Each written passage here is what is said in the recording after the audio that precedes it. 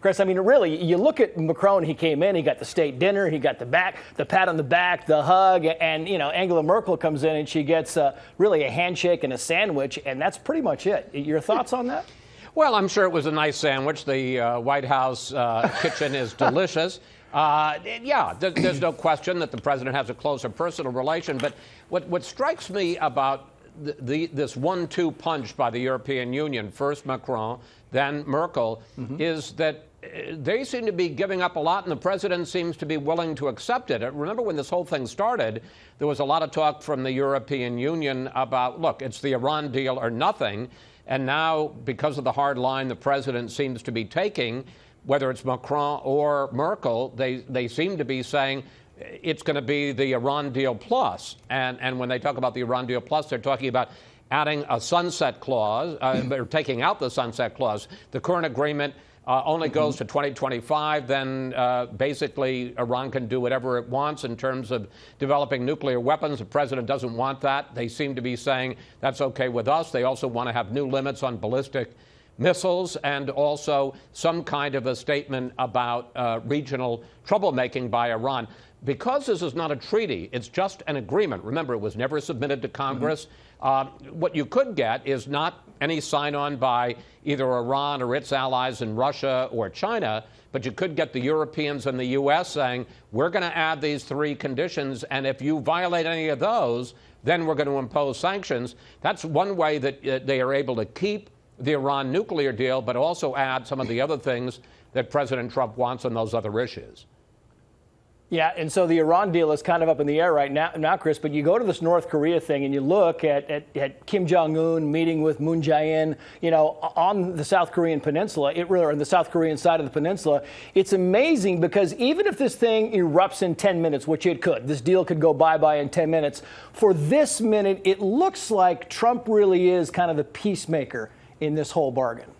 Well, I don't know that I'd call him the peacemaker. I would certainly say that he has been the motivating force in getting Kim to launch this charm offensive. Clearly, and a lot of us wondered about it, but clearly the combination of threats, raining fire and fury down on North Korea, insults, little rocket man, my nuclear button is bigger than yours, as unconventional as it was, seems to have worked. Most importantly, the Trump policy of maximum pressure, really tightening the screws in terms of trade and exports and imports, that all of that has had an impact. I promise you, Kim has not decided to suddenly play nice with South Korea or potentially the U.S.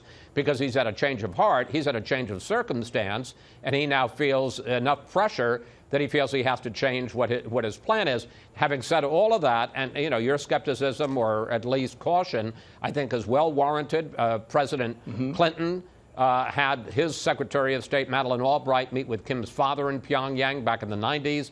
They made a deal. The North Koreans broke that. The South Koreans and the North Koreans have made deals in the past. The North Koreans have broken those as well. So, the key here, to go back to my days covering Ronald Reagan, is trust but verify.